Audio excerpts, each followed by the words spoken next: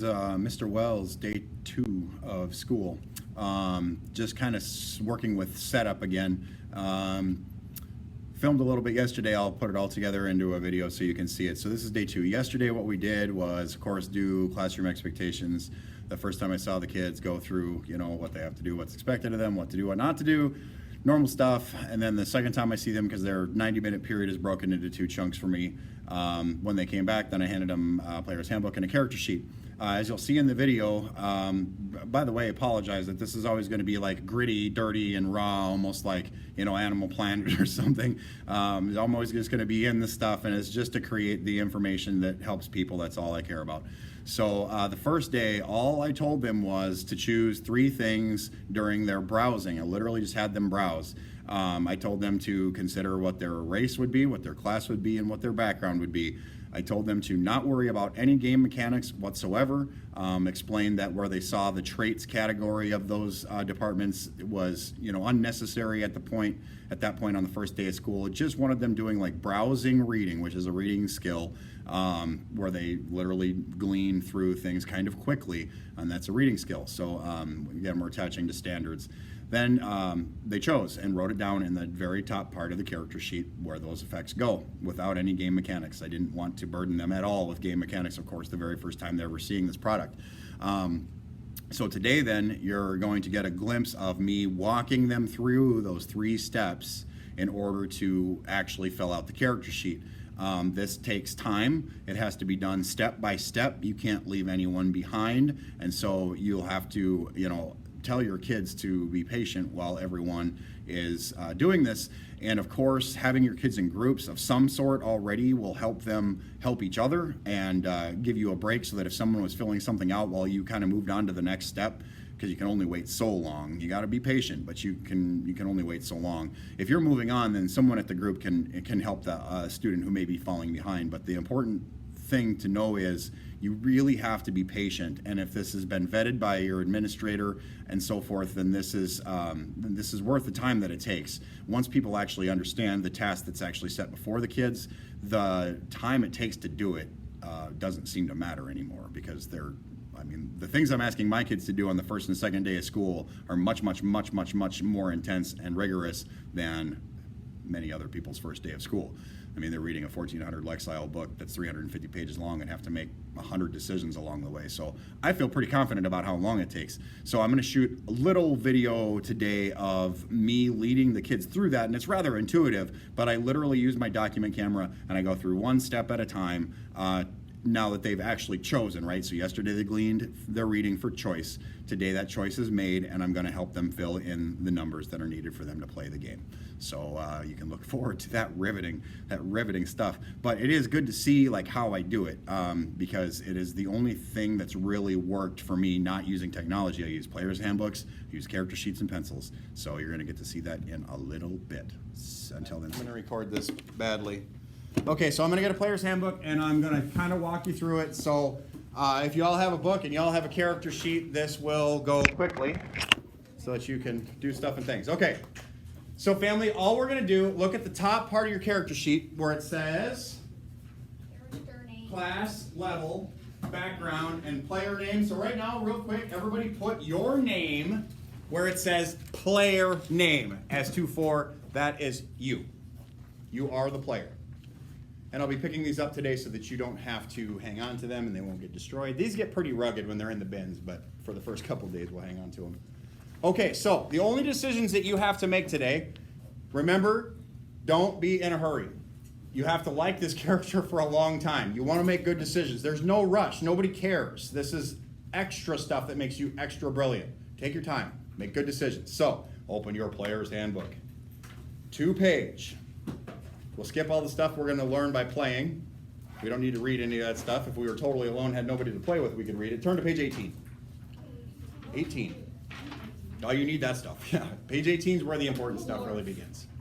Dwarf. So, that's the race. There are several to choose from. They're in alphabetical order. So here's my suggestion. You see that there's like 2 like little paragraphs, basically. Kingdoms rich in ancient grandeur, halls carved in roots of mountains, the echoing of picks and hammers and deep mines and blazing forges, a commitment to clan and tradition, and burning hatred of goblins and orcs. These common threads unite all dwarves. So this tells you a little bit about dwarves. Read another paragraph about them. See if that sounds like a kind of character that you're interested in. If you're like, I'd like to browse a little bit more, guess what you do? Turn the page. And next you will find elf. Elves. Elves are magical people of otherworldly grace, living in the world but not entirely part of it, etc., etc. Keep browsing. This is part of the browsing reading skill where you have to glean. Now, I'm going to say don't be in a hurry. Let me explain something else. I'm going to go back to dwarf, so come back to page 18 for me. Actually, it's going to be on page 20 where you see a chunk called dwarf traits. Everybody find it. Kind of just put your finger on it so I know what you found. It's called dwarf traits. Thanks. I know it's cheesy, right? And that is actually game mechanic properties. Those are the traits or things that you put on your character sheet that affect the game. Don't want you worrying about any of it today. If you are a gamer and it kind of makes sense to you, go ahead and read it. It might help inform your decision. Today you don't need to know any of it, okay? Just need to kind of decide thematically what race you would like to be. Take your time. Okay, now that's race. Moving on to class. Follow my lead. Turn to page 46. Well, let's go 45. I'll show you a real quick hack. Page 45.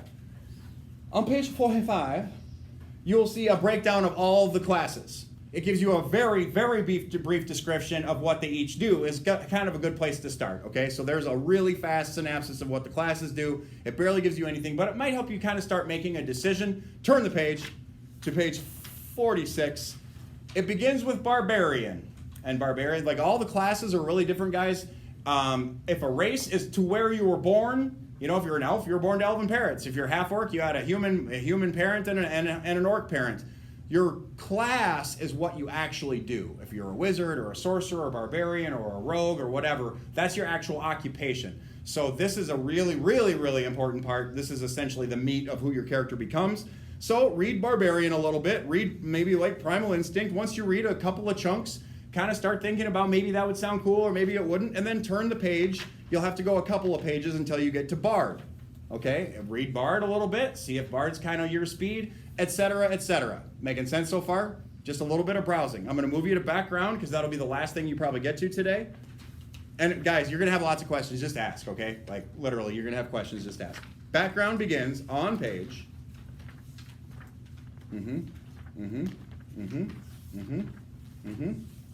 Come on, Wells. It's my first time. Never played this game before. Just learned it now. Okay, on page 127. Yep, 127. 127. And this will be really quick. So a background is what you were before you were a barbarian or a wizard or a cleric or whatever. If you were a blacksmith's son, that's your background. Does that make sense? If you were a farmer's son or daughter, that's your background. So you'll be able to tell what background you want after you read these first two little paragraphs. Okay, the first two that appear right below the name Acolyte is the first one. If you think that's not for me, or you want to you should read them all, right? Just so you're making a good decision, just turn the page. Charlatan is the next one. And on the next page is Criminal. And on the page after that is Entertainer. Okay, so let me explain one other thing. You see that green chart, the green and white chart to the right at the Acolyte page, 127? Everybody see it?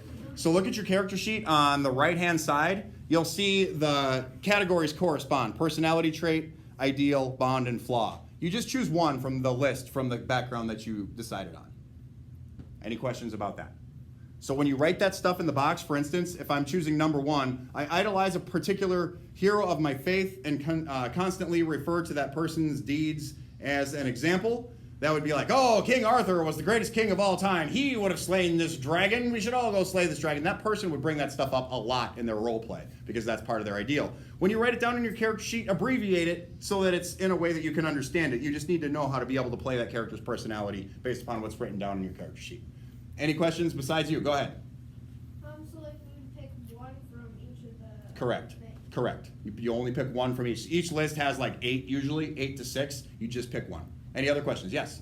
So you don't touch anything except for personality traits? Well, you'll pick personality trait, ideal, bond, and flaw. Make sense? It's a good question. And any other game mechanic stuff, guys, I don't want you worrying about today. So at this point, I want you to go back to Dwarf. Go back to dwarf, and I don't think at this point anybody has picked a dwarf. So I hope somebody does, because they're pretty cool. And then please just ask questions as you have them. I'll be right here to help you, okay? Browse, and as you make a concrete decision, write it down in that upper box. That's about all we're going to get done today, and I'm done. Have fun. You are going to, are all you all at your race? Okay, so there's some important game mechanics that come from your race. Would you believe that? This is the third time I've done this today. Yep. Okay, so I decided just for my model character that I'm going to be a sorcerer so that I could show you how spells work. I'm going to be a wood elf. My name is Magmantius Darkwood. And Magmantius Darkwood accidentally burned his home down when he was a child and killed his youngest sister by accident because he's a pyromaniac, okay? His parents kicked him out of the house. In retaliation, he decided to burn the village down, accidentally starting the forest on fire. He burned down the elven forest where he grew up. Therefore, he is exiled from his community and doesn't have any place to be. His number one motivation in life, the thing that allures him the most, is watching something burn. But he has visions of himself being burned alive as a nightmare that recurs. So that's an example of how you build a character that's neat and effective using just storytelling, okay? Now the game mechanics help reflect some of that, and I'll show you that along the way. Okay, so elf. I'm turning the page. You're going to want to find yours, of course, but I'm using elf. You're looking for what we looked at yesterday, which is their traits, elf traits.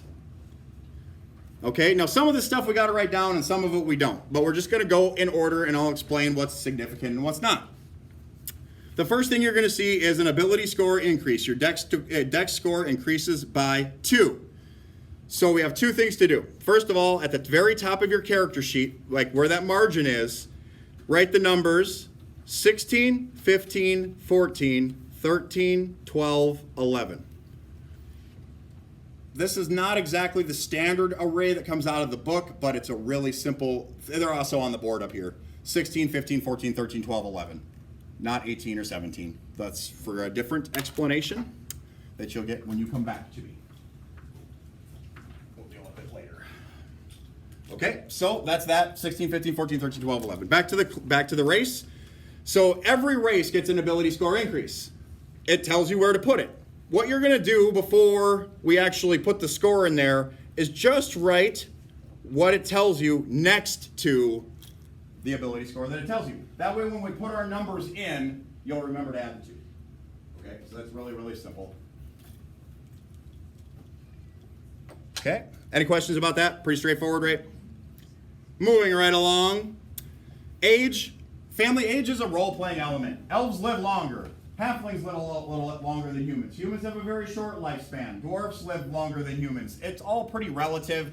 Age is not super significant as a game mechanic as we understand it. Alignment, we're going to deal with that later. Size, if you're a halfling or a gnome, you're small. That's all you really need to know. Everybody else is a medium-sized creature. Dark vision. Now, dark vision, does that sound important? Yeah, it is important. Accustomed to twilight forest and night sky, you have superior vision in the dark conditions. You can see in dim light within 60 feet of you. So am I going to write all that? No. I'm going to write simply dark vision. And what do you think I'll put after that? Like how far? Yep, 60 feet. Some races, like dwarves, I believe, have 120-foot dark vision because they live underground mostly. So dark vision is something that I want. Start to just look at the traits that you have, and if it has sort of a game mechanic element, which there will be most of it, jot it down in that big box on the right-hand side of your character sheet. Now, many races gave you 2 ability score increases, right? So just make sure that you're putting the numbers by where they have to go. So you write dark vision and line like a dash 60 feet? Yep, totally fine. Please remember that these documents, although I have to assess them for your success, that ultimately what you write down is for you to be able to recall, okay? All right, so I got dark vision. I also have keen senses. So this is important. Everybody look up at the screen real quick. Keen senses says I have proficiency in perception skill. The skills is this big long box here with the bullets. So I have proficiency in perception. All I have to do, family, is bullet in perception. That's it. So if it gives you a proficiency in a skill, all you gotta do is bullet it in. That's it. Make sense? Okay. Other than that, continue to write the stuff down. I get Fey Ancestry, which is advantage on saving throws against being charmed. Well, I'm not going to write Fey Ancestry because I'm not going to remember what that means, but I will write ADV, advantage, versus charm. Advantage is 2 dice instead of just 1. That'll make more sense later on. So if I have advantage and I roll these 2d20s, I got a 6 and a 4 on these rolls. If I have advantage, I'm taking the 6. Okay, if I have disadvantage because my feet are stuck in the mud or somebody just blinded me or something, then I have disadvantage. I rolled a natural 20 and a 2. Which one do I have to take? 2. Okay, super duper duper simple system. Super duper simple. Okay, moving right along. Mr. Wells? Yes? Do you have to write like down everything? No. to do the door trick? I'm doing my best to explain, like, advantage versus charm is what I wrote down. Fey Ancestry says you have an advantage on saving throws against being charmed and magic can't put you to sleep. So instead of writing all that down, I wrote ADV versus charm. Make sense? Does it? Well, what about like the speed and everything? Speed we're getting to. Oh, speed. I'm sorry I skipped speed, y'all. Your speed goes in this box right up here, labeled speed. It's very near the top. Write down the number that's in there. That's how far you can move it around without dashing, etc. 30 feet. Small creatures move at 25, and dwarves as well because they got stubby little legs. Languages. Oh, I'm sorry, I missed trance. Trance. Elves don't need to sleep. Instead, they meditate deeply, remaining semi-conscious for 4 hours. What I'm going to write is trance sleep. Sounds like a techno radio station. Languages. It's going to give you some. Write them down. Common and Elvish is what I get. And I'm going to put those in the bottom left-hand box. As you can see, it's labeled for languages. Common and Elven. Elven. Looks like 11. Mr. Wells? Yes. I have one that says gnome cunning. What does that mean? Does it tell you? I'm sure it does. I want to move on to sub-race, because almost all races have a sub-race, except for Dragonborn, half-orc, half-elf, and human. So if you're one of those, you don't have to do anything yet, but I do, and lots of us do. So I decided to be a wood elf, as I explained in that really brief story of Magmentius Darkwood, coming from a tribal-type environment where he was just completely allured by fire, and it's going to give me another ability score increase for wisdom of 1. So I'm just going to dash that again next to my dealie. Elf weapon training says I have proficiency with longsword, short bow, and longbow, blah, blah, blah. I don't want to write all that. I'm going to write elf weapon training. And if I don't remember what it is, I'll look it up later, but I will remember. Elf weapon training. It says fleet of foot. My base walking speed's 35. So I'm going to go back into my speed for wood elf only, because they're really fleet of foot. They're very, very fast, which is kind of cool. I get to move a little further. And we've got Mask of the Wild. You can attempt, now just consider this, right? I'm not going to write all this in there. So you can attempt to hide even when you are only lightly obscured by foliage, heavy rain, falling snow, mist, and other natural phenomenon. Usually it has to be completely dark or you have to be completely out of sight. This is saying that I can be behind something that's barely a screen of leaves and I can actually roll my hide check. So what I'm going to do is write Mask of the Wild. And if I don't remember what it is, I have plenty of player's handbooks that I can look it up in when we're playing. For you guys, I would suggest writing as little as possible, but as much as you need to remember. Does that make sense? Like, that's really the equation there. And then that's it for my actual racial traits. Completely. That brings us current. Anybody need any help finishing it up? Yes? So where did you get the bullet point things? Where did you find those? The bullet points. Well, it gave me a skill. Your race probably didn't. Okay. But Just you'll get some more from background. Any other questions? Schulte, Cheddar? I'm confused. Okay. That's normal. Okay, what's your race? Your high elf, okay. So here's your high elf traits that you write down. Okay, so you have a +2 to your dexterity. You put a 2 right there in the margin. Margin? Yep. Here? Outside is the margin. Okay, and you're a high elf. Yep. So you get an additional intelligence of +1. You get also elven weapon training, so I would just write elven weapon training. Here? Yep. You're also going to get dark vision of 60 feet. You have proficiency in the perception skill, so bubble that, bubble in. You have ADV versus charm. ADV versus charm. Trance, sleep. Common and Elvish. What's your character class? Will you write down wizard for me, please? You know one cantrip of your choice, so write X cantrip, meaning you get an extra cantrip, which is awesome for a wizard. It means you'll have 5. That's really, really cool, actually. And you can speak one more language. You want to be like goblin, maybe dragon. That's up to you, totally, whichever you think is cooler. I'll look at them. Okay, yes, you just remember that you have an extra one. That's it. So Yes. what's this one? You have an advantage on saving throws against being frightened. Yeah, means they're just naturally, like, there's things that cause fear, like dragons. Dragons will use their dragon fear ability, spread their wings and roar at you, and it usually makes people afraid. Halflings, being like such adventurous folk, like are often not scared by things, even though they're tiny little people, which is really, really funny. All right, yes. What about skill versatility? What's it say? You gain proficiency in 2 skills of your choice. So I would say just remember that. We're going to go through background and class, and you'll get skills from those, and then choose 2 more that you want that you didn't get from those 2 things. Can you remember that you have 2 skills coming to you? 2 skills. 2 skills. Okay, gentlemen. All right, where were we? Next. Okay, we're done with race. Now we're going to go to background, page 127. We're skipping class because it is much bigger and will take more time. Therefore, we're going to background first. Remember that it starts with acolyte. So, go to the background that you want. I decided on Outlander for Bangbantius Darkwood. So I'm going to turn to Outlander.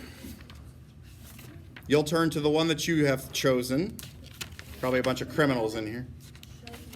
You need to choose. Meow.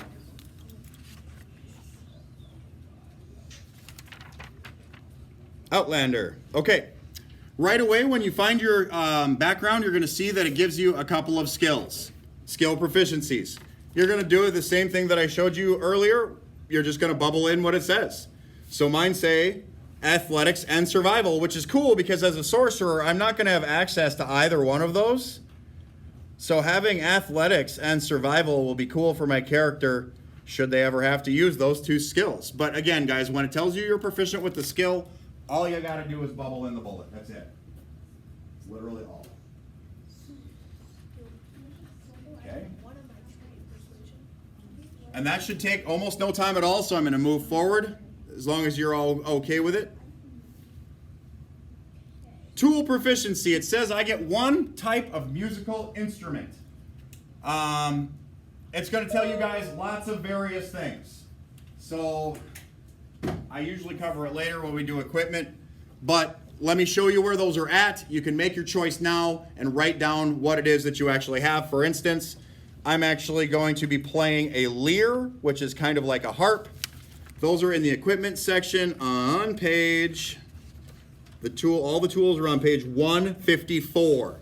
So if it tells you to choose an artisan's tool, for instance, the artisan's tools are first and they end at woodcarver's tools. It might say you get a disguise kit or a forgery kit. It might say choose from a different set of gaming kits. You're going to pick.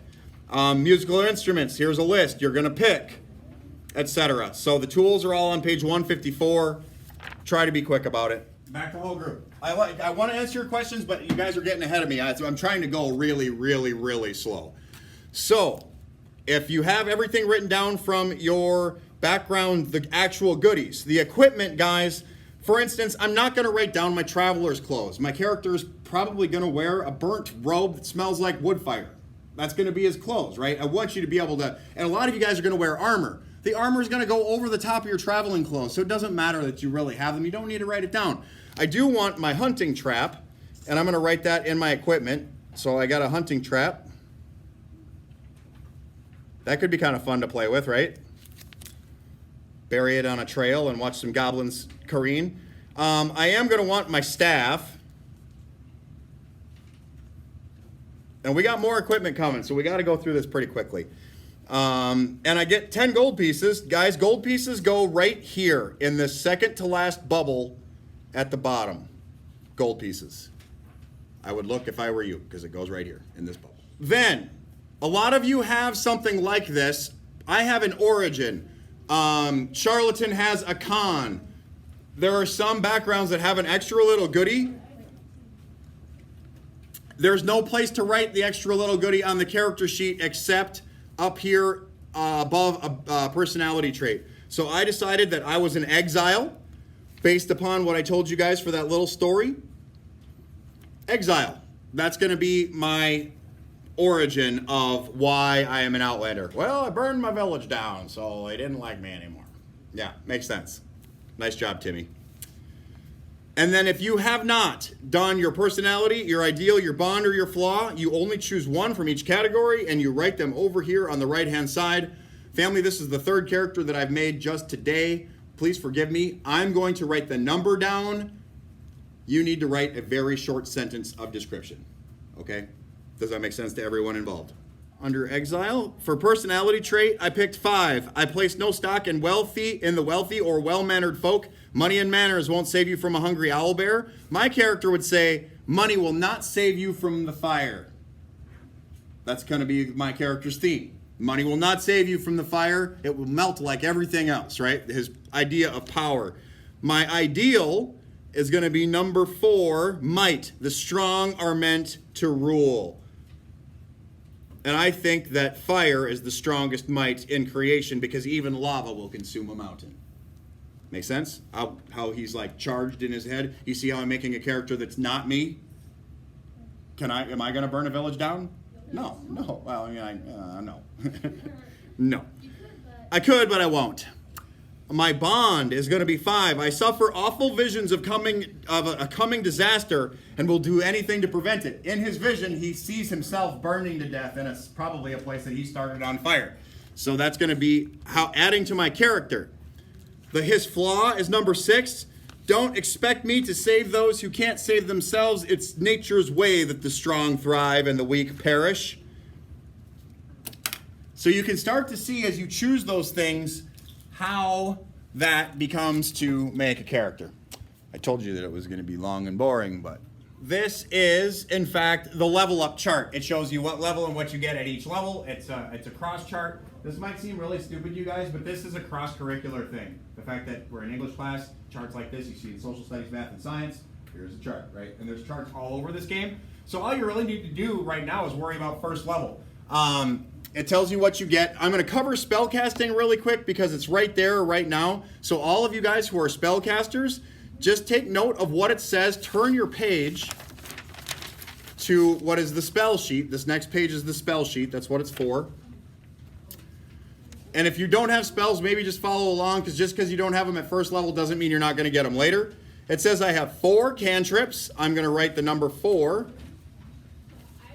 Did we do this already? No, here's the other character sheet. Yeah, I've only done this 3 times today, so I'm going to write 4 in cantrips because that's what it told me. And I get 2 first level spell slots. And it says that I know 2 spells. So in order to help me remember that, at this point, I'm just going to bullet in this line and I'm going to bullet in that line to remind myself that I can go choose 2 spells. Now, just to give you a quick caveat of the difference, I can cast 2 spells out of my first level slot a day, but I get 2 spells to choose from. I can cast the same spell twice. Does that make sense? Okay. That becomes kind of important. So just write down what it says. Druids and clerics, you get access to your whole list of spells. You don't have to I get 2. You get your whole list. So at any point, you'll want to just write down the ones that you think you're going to use on a regular basis, and when you bullet them in, that means that they're prepared for the day. We can deal with that when we get a little closer to gameplay. Other than that, guys, just write down what the book is telling you for cantrips and first level spells. If you don't get it perfect, it's okay. We'll review it. Questions about spells? That should be real quick. The spells are in the back of the player's handbook. You don't have time to look at them right now. Also, guys, remember this is a textbook. It works just like a textbook. There is a table of contents. There is an index. All the things are in there. So this where is it at, you can always find it. Use your giant mind powers and figure it out. Okay, can I continue with class? Everybody ready? Okay, I'm going away from my spells. Hopefully you followed the tutorial there. All right, we got to put in our ability scores. This is a big deal. You've got the 16, 15, 14, 13, 12, 11 written down, yes? Okay, I want everybody to find the quick build for their character. The quick build. It's above class features. It's called quick build. Oh, found it. Okay? This is going to help you a little bit because you're all brand new to the game. If you're not brand new to the game, then you can work with this a little bit and you know what you're doing. Guys, for your purposes, I really suggest following what the quick build says. You can make a sorcerer quickly by following the suggestions. First, charisma should be your highest ability score, followed by constitution, okay? So that's literally what I would do if I were you. Your highest number is 16. Your second highest is 15. I would follow what the quick build says and put them in. Now, I'm an experienced player, so I'm going to break this advice in one way. I am going to put my 16 in charisma. And instead of putting and when I'm done with it, I'm going to scratch it off so I know it's gone. I'm going to actually put my 15 in dexterity, but there's something next to it. What does that mean? A 2 add 2. Yeah, and I get that from where? My race. So I'm going to put my 15 in there. That's actually going to bring my dex up to 17 because dexterity affects your armor class, which affects how hard you are to hit. And I want to be a little harder to hit. I'll be right with you, Autumn. I got to finish this. I'm putting in my ability scores. That's what you guys should be doing as well. I'm sure that you have questions. High numbers are good. Low numbers are bad. Use what you already know about your character class to put your scores where they should go. 15. I'm going to put my 14 in Constitution following the suggestion just with my third number. Then I got 13, 12, 11. Well, I'm going to take my 11 and I'm going to dump it into Strength because my Sorcerer does not need to be strong. And then I'm left with a 13 and a 12. So what I want to do is actually put my 13 in Wisdom, but I get a +1. So it's going to be 14, and I'm going to put my 12 into Intelligence. Okay. Autumn, what's your question?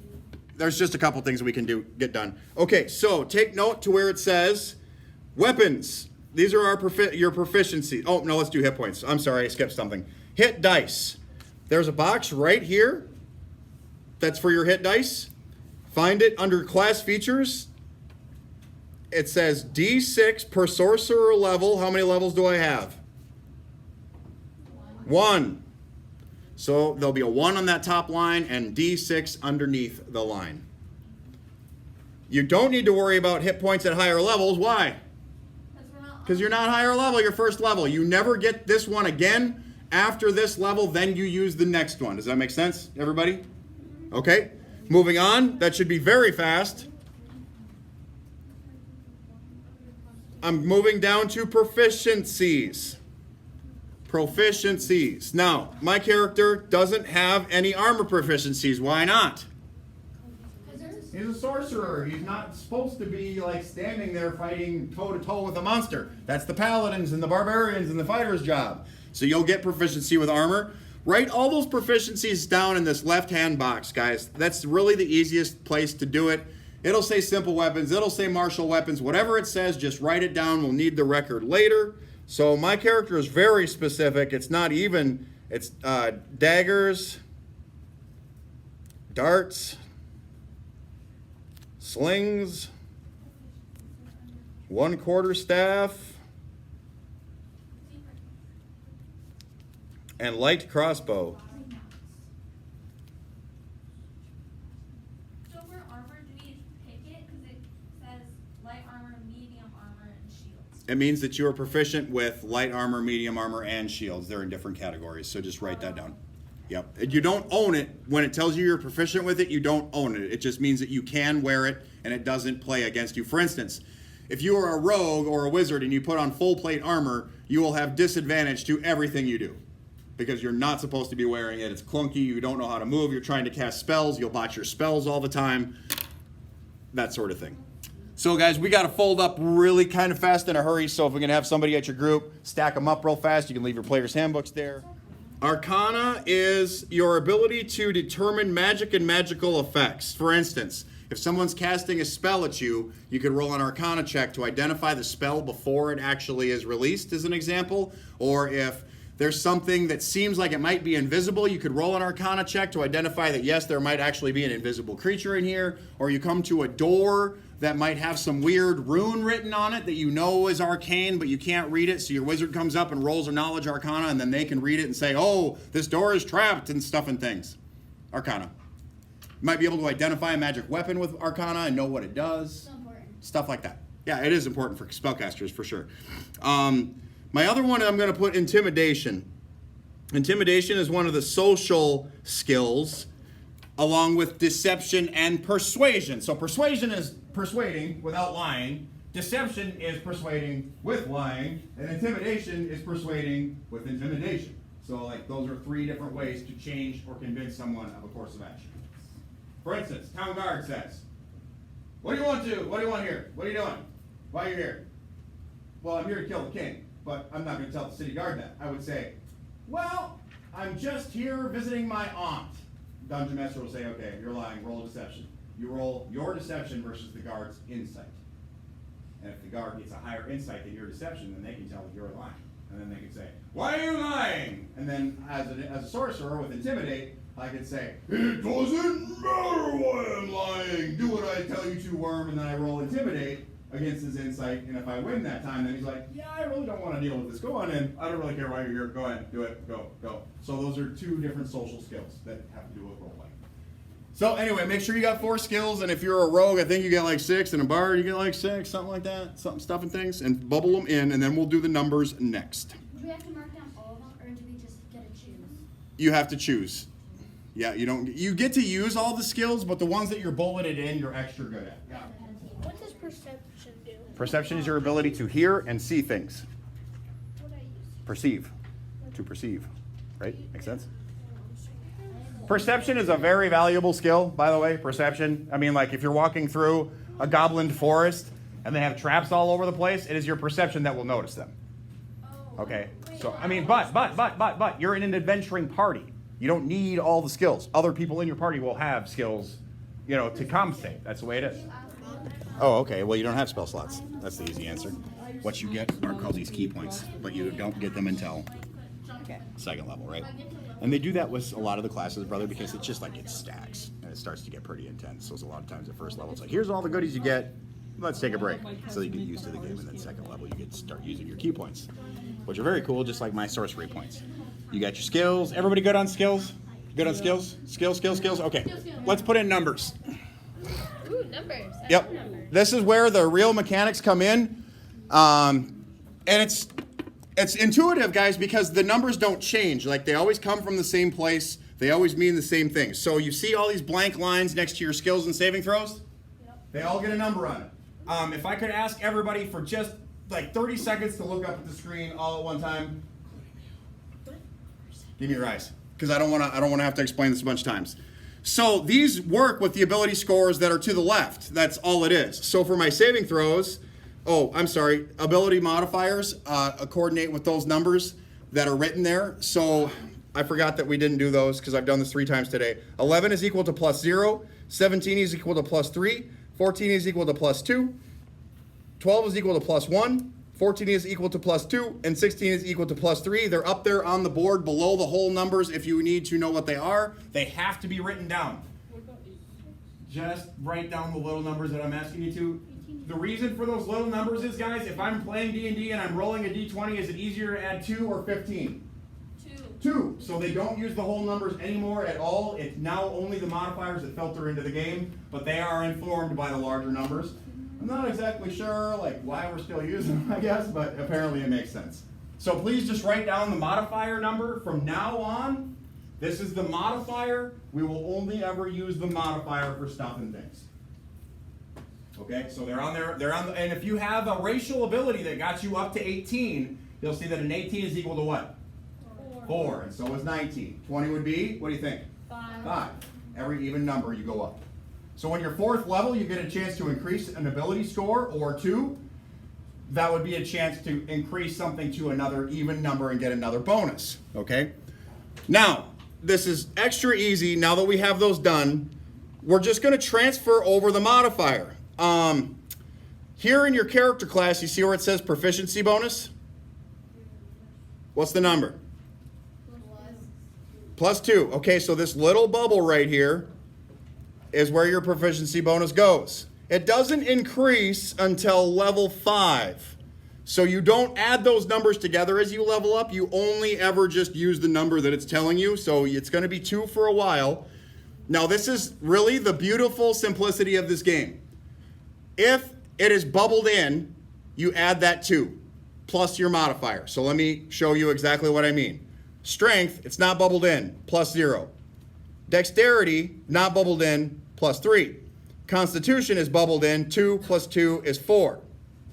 Intelligence, not bubbled in, I have a 1. Wisdom, not bubbled in, I have a 2.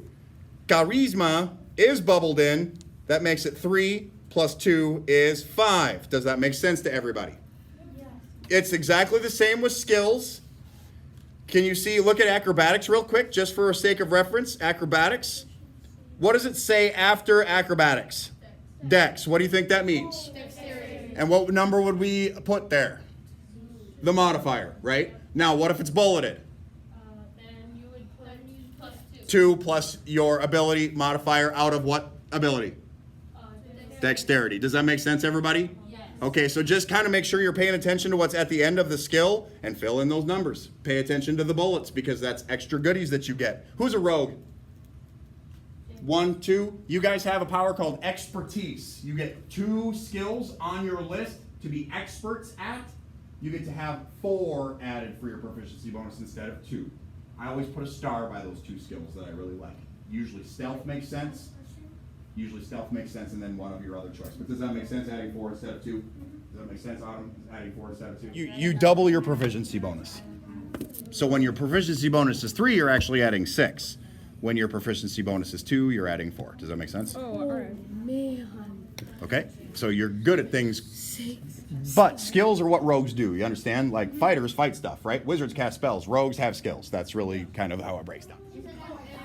Okay, so I'm going to fill in my numbers real quick and we'll move on. How much do we have left to like create our character? We got to do equipment. Let me fill in my my stats really fast here. Acrobatics out of dexterity, 3. Animal handling out of wisdom is 2. Are you going to be playing with us? I will, at some level or another, yeah. Like, either I'll be running a game for you from time to time, or I'll fight you as an assessment to see if your characters know what they're doing. The easiest way for me to tell if you know what you're doing or not is to fight you. I usually use one of my old characters named Symbol Darkheart, and she is a diviner wizard slash necromancer. Has crawling claws, skeletons, and armored zombie as cohorts that she hangs around with. She rides in the basket of a shield guardian, which is a large automation that she created.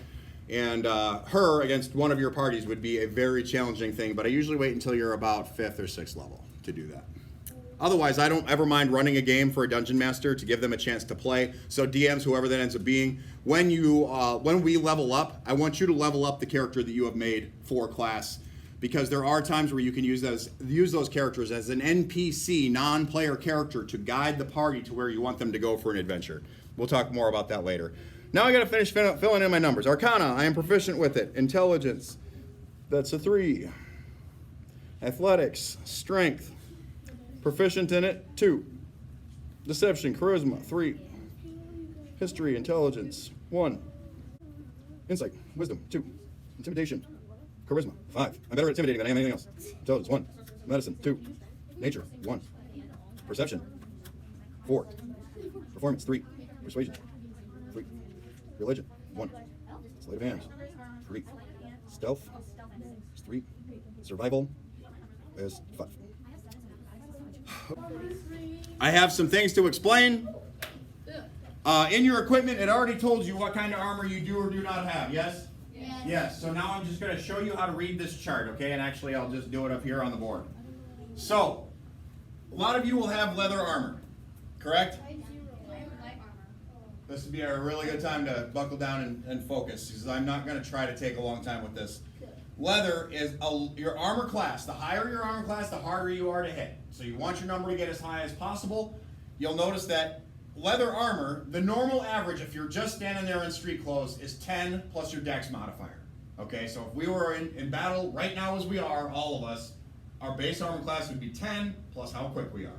If you're wearing leather armor, they add 1 to that. So with leather armor, your armor class is 11 plus your dex modifier. If you're a dex character, that's going to be 3 or 4 for a total of 14 or 15 at first level. Does that make sense to everybody?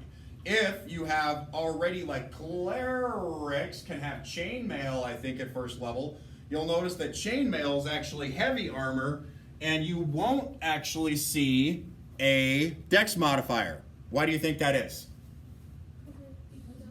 It's too heavy. So automatically chainmail is going to give me this 16.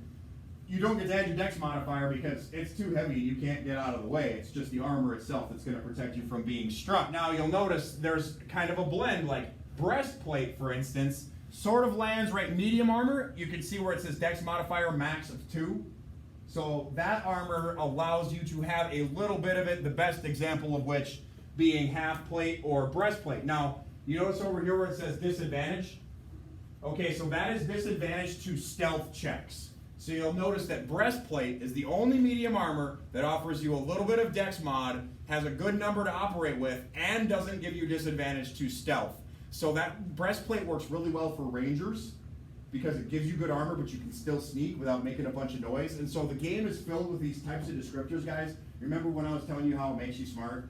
Like this sort of perception and being able to notice these little nuances in the text makes it really easy for you to notice nuances in other text that's far less difficult. So you're right now, can you guys kind of feel how your brains feel after the last couple days of doing this? I have an interview from Mr. Jones. You know Mr. Jones, the 6th grade English teacher? I taught those, he was one of the teachers that I taught how to play. Maybe I'll just show you the video someday. It's 22 minutes of your life you won't get back. But I have them edited, reflecting on their experience of learning how to play Dungeons & Dragons. Jonesy, after 2 days of working on character, was like, dude, my brain was just like, there's so many decisions and I really wanted to make them and I really wanted to make the right choice. So I went over and over and over and over and over the text to like really make sure I was doing the right thing. He's like, dude, I was exhausted. Like, and so I hope that you feel like at least like your brains are doing something worth doing, because it is, whether you can identify that or not. Okay. Write down, you have your armor written down. So what I need you to do is on this page of 145, write down your armor class in this little box that looks like a shield. Okay, so pick a suit of light armor. Go study. Well, you're proficient. You're looking at your equipment. What equipment did they give you at first level? You're a rogue, right? So rogues are probably given leather armor. Don't mistake what you're proficient with what you're actually given with. What you're given should be in this box down here with your gold pieces. Like, so if I have no armor, do I just write down none? I just get leather armor. You don't have to write down none. No, you have 10 plus your dex modifier to your armor class. So, for instance, my character has no armor. They're a sorcerer. My dexterity is 3. 10 is the base, so my armor class is 13. Now, whose characters use shields? Who's going to plan on using a shield? Okay, so here's how I do. You can switch out your fighting style. You might as well. You can switch out your fighting style in combat. Like, okay, for instance, if you're fighting lots of small monsters, it makes sense to have a shield out because the more times you get attacked, the more probability you are to be hit, right? Whereas if I'm fighting one big monster with lots of hit points, I might put that shield away and pull out my greatsword. Because I don't have to worry about deflecting all these blows. I just got him, and if the dude hits me, he's going to hit me, but I'm going to hit him back and I'm going to hit him hard. Well, say all of a sudden that doesn't start going your way.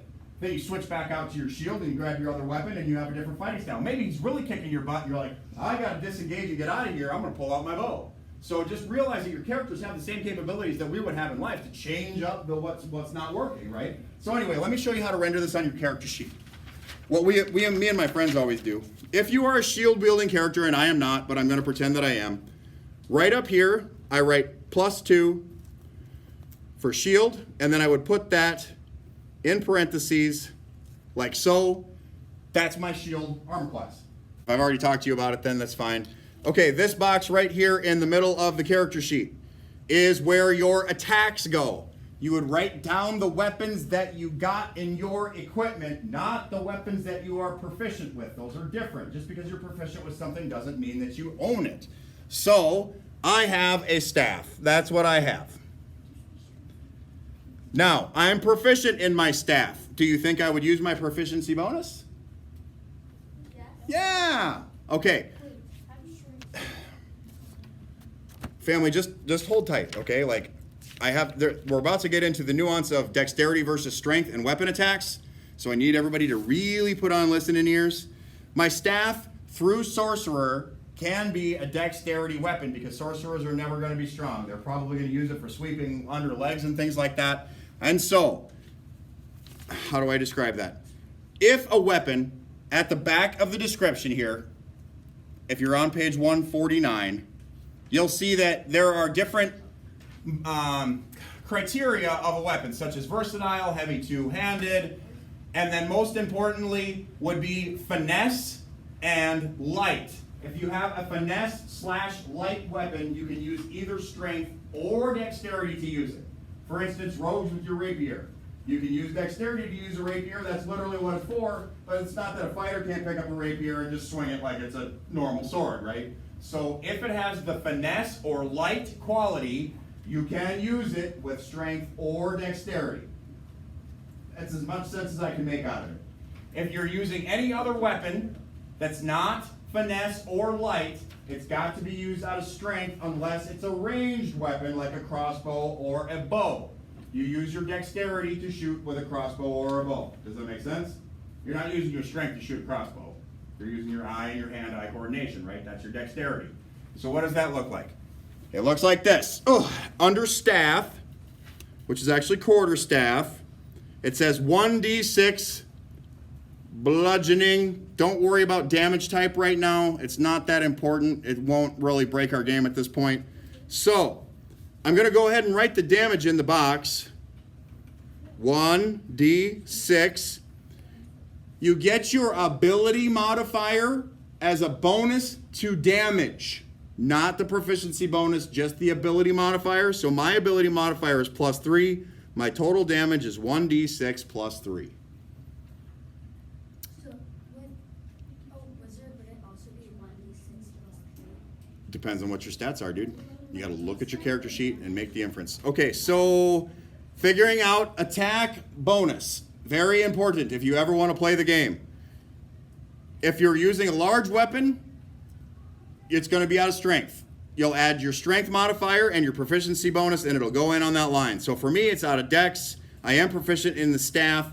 It's going to be 3 + 2 is a total of 5. And I would be shocked to see anything lower than like a 3 on your guys' character, but you're proficient in whatever item you're writing down. That means you automatically have a 2. If it's a ranged weapon like a bow or a crossbow, you're using dex. Finesse and light weapon, you're using dex if you want to. Otherwise, you're using strength for that modifier. Add that to 2, put it on the middle box that says attack bonus. It's not nearly as complicated as apparently I'm trying to make it sound. You're either using strength or dex based upon what the weapon's. And you'll start to see that this is a repetitive pattern that goes over and over and over again. Proficiency bonus and ability modifier. That's it. That's all you really have to use for almost everything else for the rest of the time that we're together playing this game. So if it had like martial weapon and a shield, is the shield a different thing? The shield is your armor. It's expressed up here with that 18. Okay.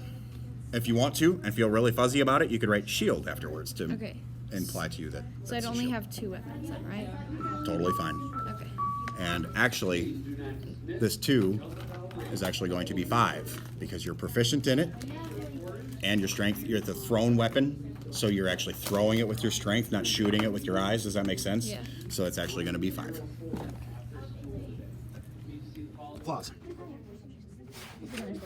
Probably. Yeah, right there. Picking the criminals, your deception, self, which pick right there. Race. Paladin. And a paladin. So is your character going to be fighting against the criminal nature they grew up with in order to be the righteous holy paladin that they become later in life? Can you see how like the idea of, I mean, it's fine. It's totally fine. It just helps create a story, right? So if you're a criminal growing up and all of a sudden you got affiliated with a church or an organization or something, you're like, I'm done with that lifestyle, but you still keep like the deception and stealth, right? Which is really uncommon for paladins to have either one of those skills. But if that's something that makes a picture of a fun character for you, that's fine with me. Just chapter 3. There's more yet, and we barely even scratched the surface. Oh, I'm in chapter 3. No, you're in chapter 2. So this is some younger tiefling striving to find a place in the world, adopt a name that signifies a virtue or other concept, and then tries to embody that concept. Right. I have that. Yes, if that's in your imagination. So think about what you want to emulate with that character. For instance, Rex. I'll show you. do this. Background. Okay, so what a background is, you can tell Henry Slate, you can choose your background appropriately. It's what you were before you were an adventuring character. So if you become a wizard, you weren't always a wizard. You might have started out as an acolyte and then decided to be a wizard. So this is what you were before you were an adventuring character. And you'll be able to tell. Oh, we got the next day. We got the next day. The next day. Okay, Caesars, what questions do you have? Caesars. Is this my background? Yes. Okay. Is that the one you wanted? Did you read through them all, or did you stop and see? I read through them all. Any other questions about background? This is just for education purposes, by the way. You probably just have to write it up here. Just somewhere right there. Yeah. Okay. You're talking about the criminal, right? Yeah. Yeah, so blackmail or burglary, yeah, so I would just write that up here. This case. So for this one, it says like for your saving. Saving throws? You put both on like I have. Yeah, you're getting a little deeper than I expected to go today, but I can show you because then you can help me show others. Okay, so you see saving throws, wisdom, and charisma. Okay. Put a bullet on wisdom, fill that little bubble in, and bubble in charisma. Okay. And that will mean something later. You'll do that a lot. You see all these, and you did that already. Good job. Yeah, it said like pick 4. So erase the X because there'll be a number that goes in there eventually. And say pick 2. So you'll also get 2 from your background. So once you pick, is that what you're doing right now with your Yeah, background? it said like Okay. So choose 2. you'll also get skills from your background. Oh, okay. Where it will say right.